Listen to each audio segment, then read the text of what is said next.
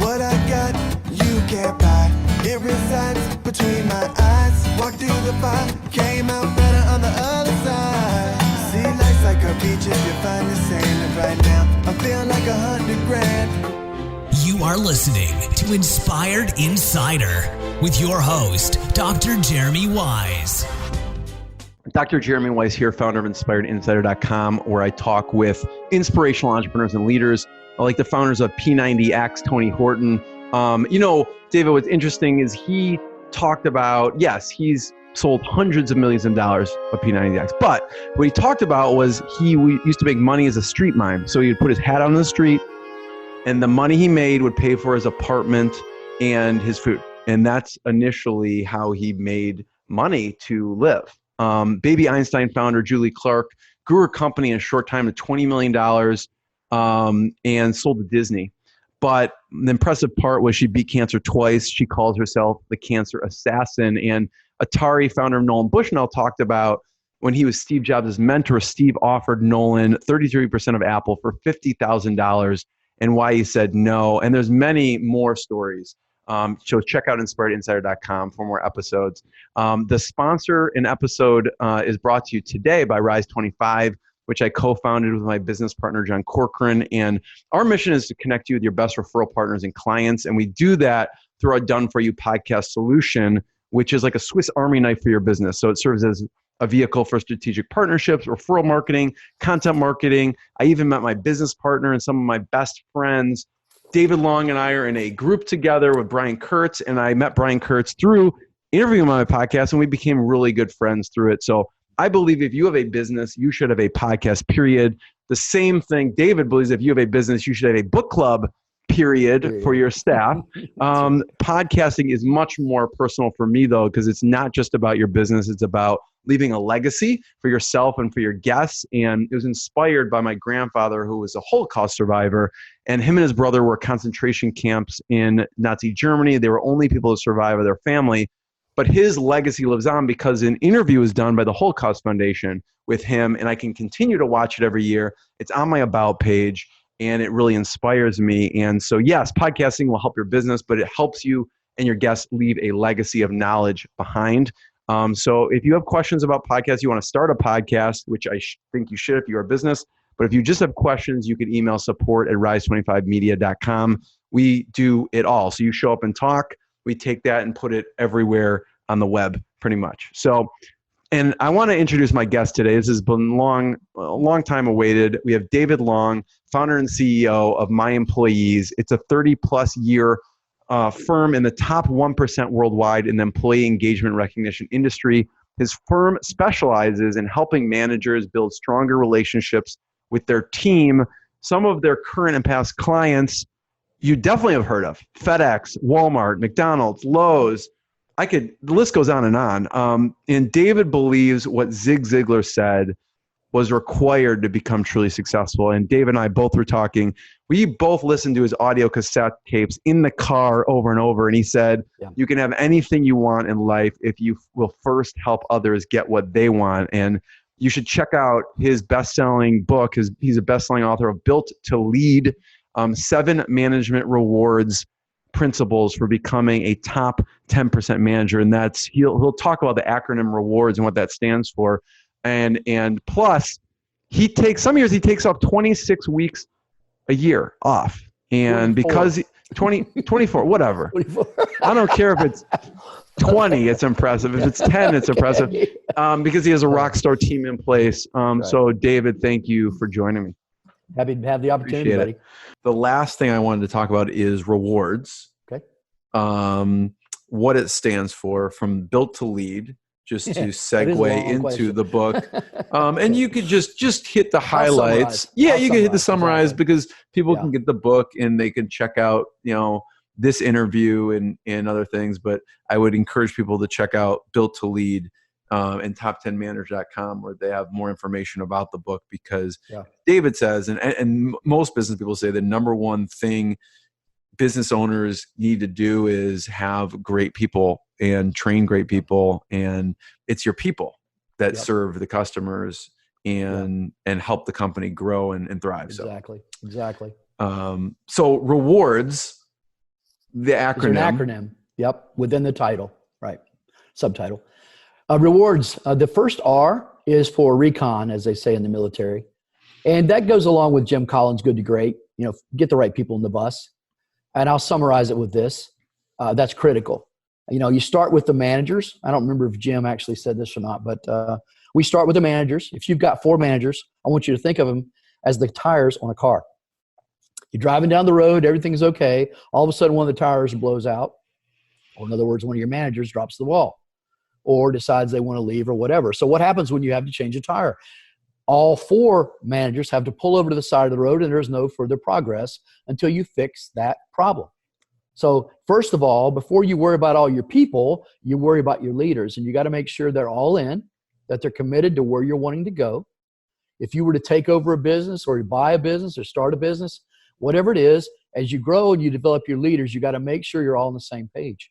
So if all 4 tires or managers are aligned, then you've got a great, and you can tool it on down the road, you got a great team. So once you have the people, the right people in the seats in the manager's position, then you sit down with each manager and you assess every team member that they have. And you say, what about Tom? He comes in late all the time and everything. Can you salvage Tom? Yeah, I think so. Let me talk to him and tell him, hey, we're not going to tolerate that anymore. All right, let's go ahead and give him another shot. Tell him we're giving him another shot, and then we'll go from there. So then you check back, a month later, how's it going with Tom, that kind of thing. So you help your people develop their people and hold them accountable. Someone once said the greatest ability is dependability, but I would say that accountability is right up there, because if you cannot depend on your team, you're not going anywhere as a business owner or a leader. So the second one is education, which we talked about book club. Yes.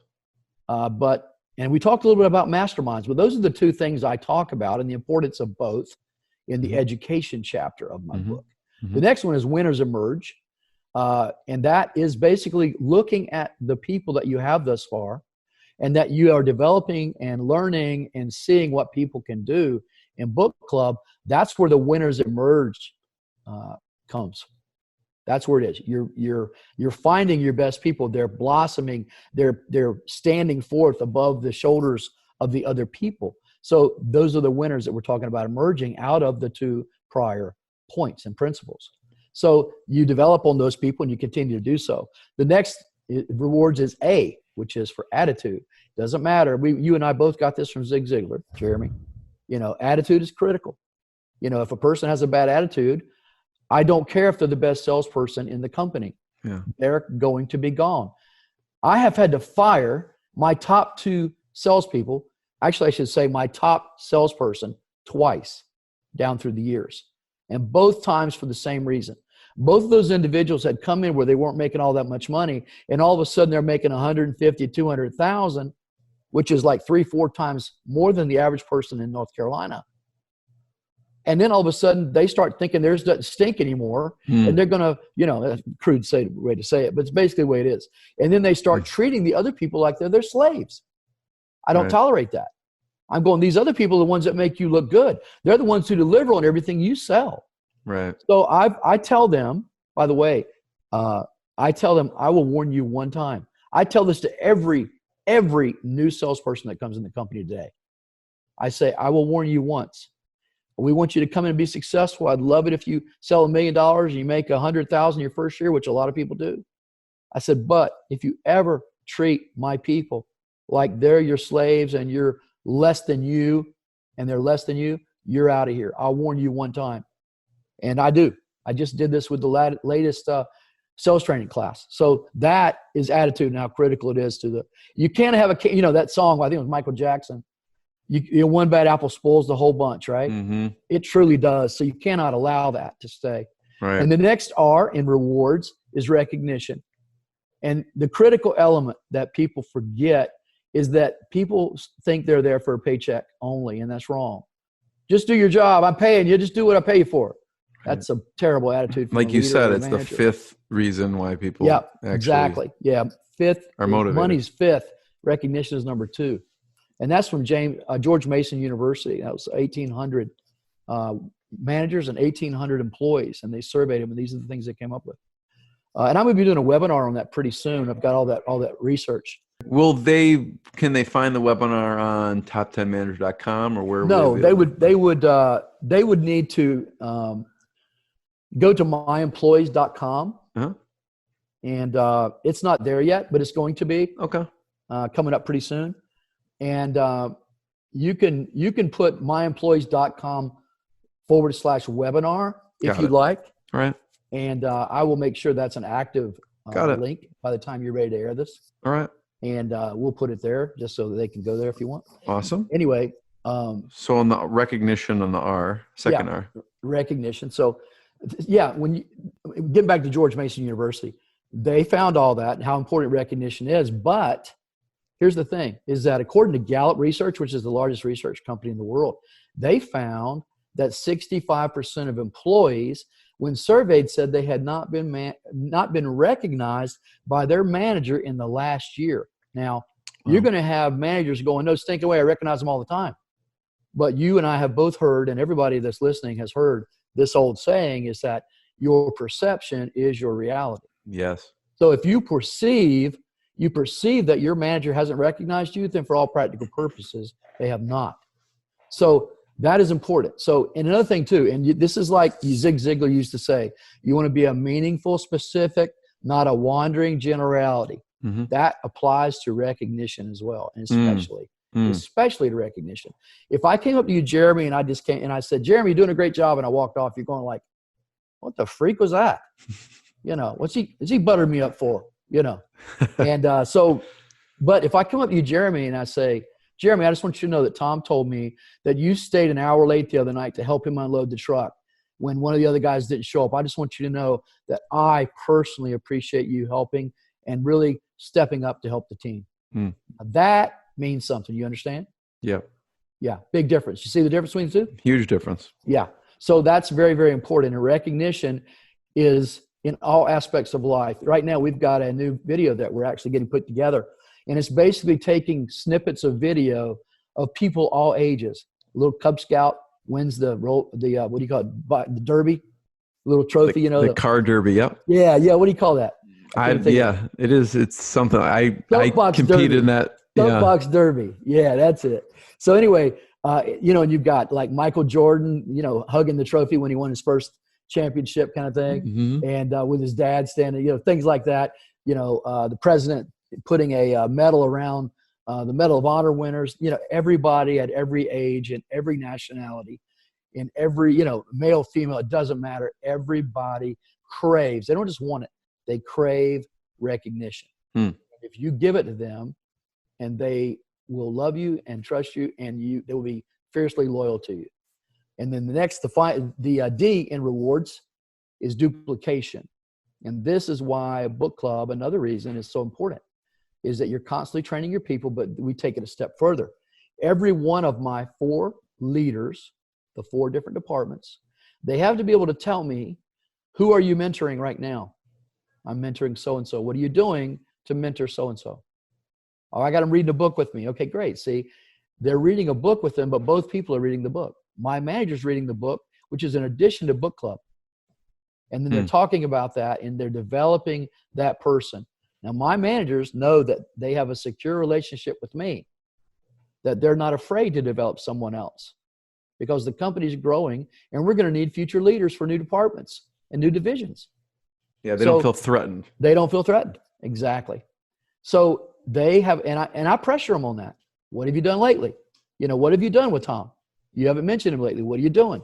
Well, we're doing this now, working on a course. Okay. If you're not doing something, you need to be doing something. I'm always making sure.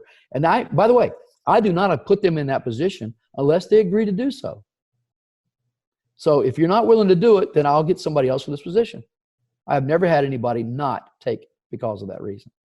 So we have constant, like I said, when my COO of 22 years decided he wanted to be CEO of another company, it took me less than 48 hours to replace him, as well as our sales manager. In 48 hours, the top 2 positions in the company were replaced.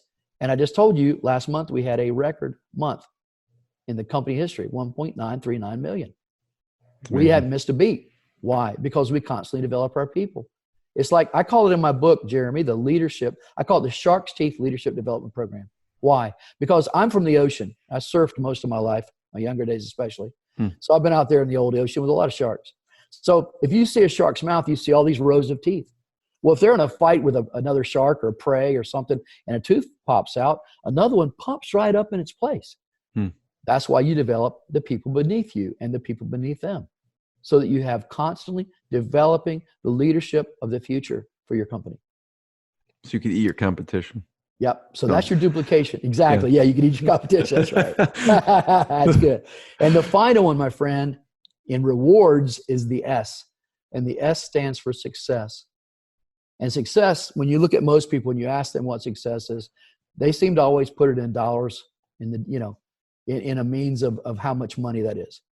But I want to throw ice water all over that, because, and I'm going to say it this way, is that I didn't have this in my book, but I'm just going to tell you. I had one time, one of my friends who is a good, dear friend of mine, and I remember after I got to be pretty successful and everything, he was in a situation where his house was going into foreclosure. And I remember him calling me and say, David, I need you to buy my house and rent it to me. I need you to buy it out of foreclosure and rent it to me. I said, well, how much? That's a big ask.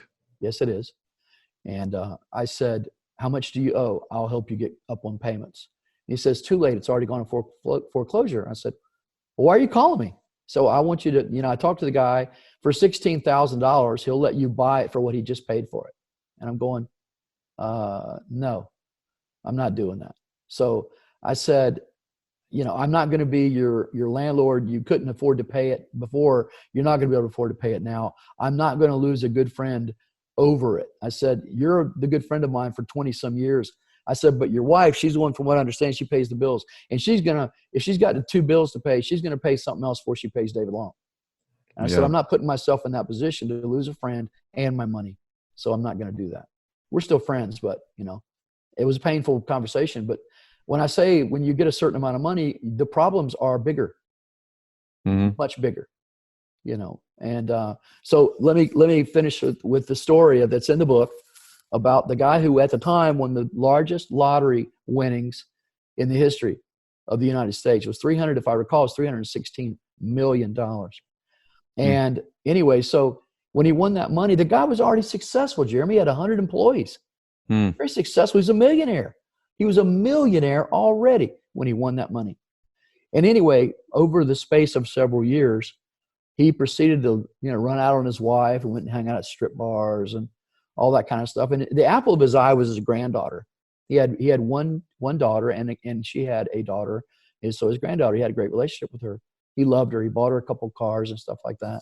So after he won the millions, he told her, you don't need to work anymore. She was working at Taco Bell, if I recall. And he told her, you don't need to work anymore. So I'm just going to give you money. So he gave her money. It was a crazy amount of money every week. It was like $1,500, $2,000 or something like that. And I remember she ended up, because she didn't have direction in her own life, she didn't have a job anymore, and she was out of school. So she started hanging around with the wrong crowd, started doing drugs. Make a long story short, Jeremy, and you read it, I think you said. So, and it was on ABC's 2020. I mean, look it up on YouTube or something and watch it. It's break your heart. But anyway, so he basically, one day found out, the police called or whatever, and his granddaughter had OD'd. She was in her car. And when they got there, there were $100 bills or whatever wadded up in the floor, and, money was there and the drugs and everything. And she OD'd. She died. And, this millionaire, before, he won all the millions, his marriage fell apart. His daughter hated him. His granddaughter died. And I remember he had to hire people to take all the calls and solicitations for money that people wanted from him. And people sued him. Former employees sued him. His current employees sued him. I mean, his life turned into a living hell. And he basically, I remember when it was all said and done on the show, I remember what they said when they asked him about that. He goes, the worst thing ever happened to me in my life was winning the lottery. And it cost him everything he had. And if you focus on money, you're going to be a hollow individual. You'll be the shell of a person. It's what money can do. Money is a tool. It is not the goal.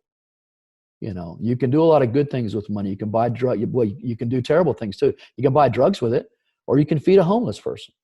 You know, you can build a house for someone who doesn't have a house, or you can turn it into a crack house. You know, whatever. I mean, money is a tool. It is not the driving force. At least it shouldn't be.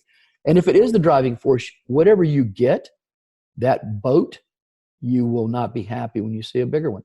You'll have to have the bigger one, and the bigger one, the plane, and a bigger plane, and a bigger plane, a bigger house, a faster car, a nicer car.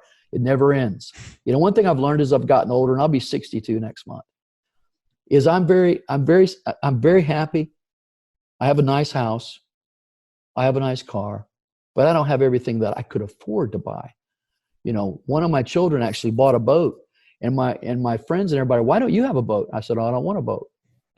It's something else to take care of. You know, I have, my wife and I have Harley Davidsons. We rode cross country, ocean in 05. I can do things like that. Doesn't take a lot of money to do that. But if I buy a boat, I'll probably want a bigger boat and a bigger boat. So I will pay to rent someone else's. I'll pay the gas, and they get to do everything else. We'll go out riding. It's fun. But I don't want anything else. I got to babysit. It starts to own you, not you owning it. And it takes over your life. I don't want that.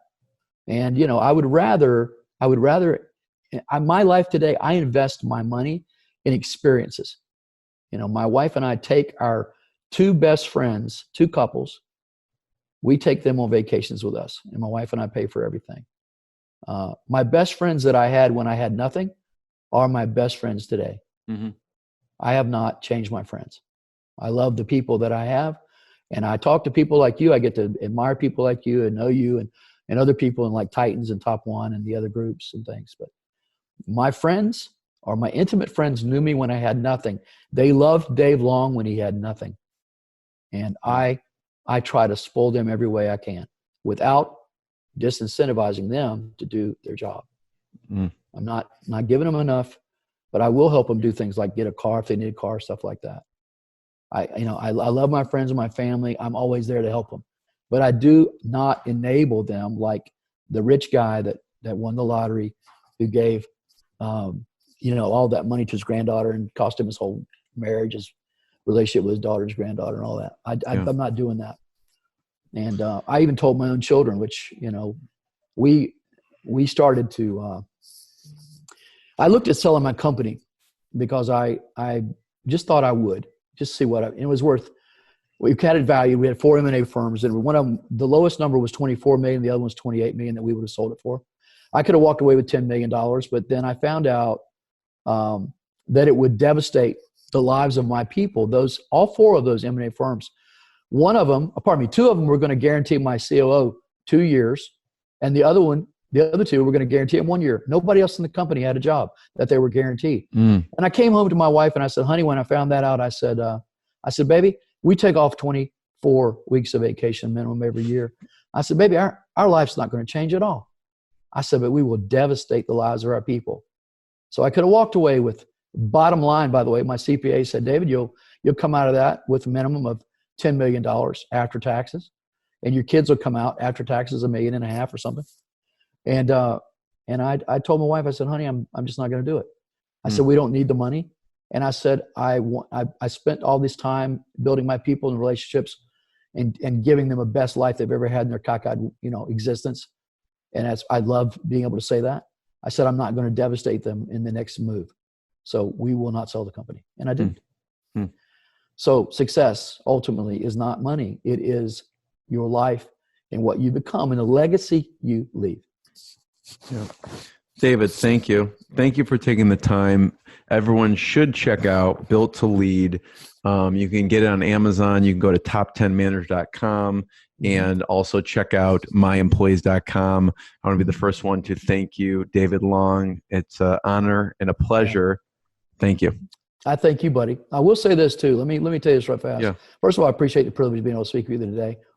It means a lot to me. I really admire you and I like you a whole lot. So I was more than excited to be able to talk with you. Thank you.